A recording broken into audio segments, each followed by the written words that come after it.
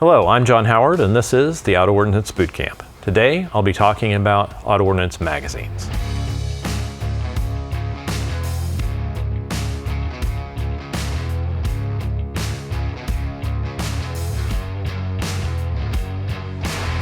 The first magazine that I'm going to talk about is the Thompson stick magazine and its disassembly.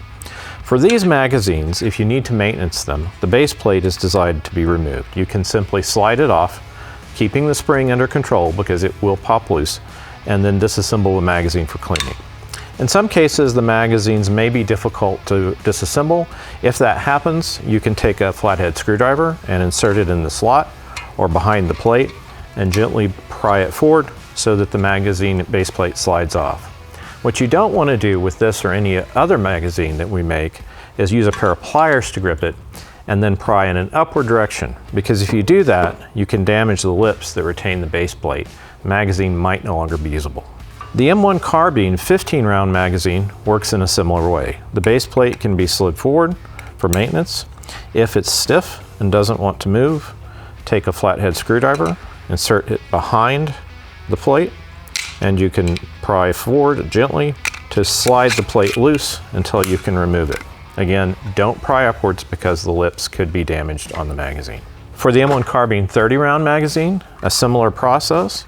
You can pull the base plate forward to remove it.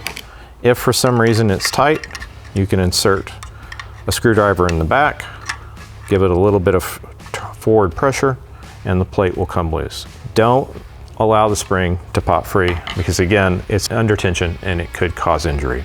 A final comment on our 1911 magazines. There are two different types of magazine base plates that we use. Some of the magazines have a welded base plate. That isn't removable. Others have a base plate that can be removed. With the removable type, you can take the plate off for maintenance and cleaning.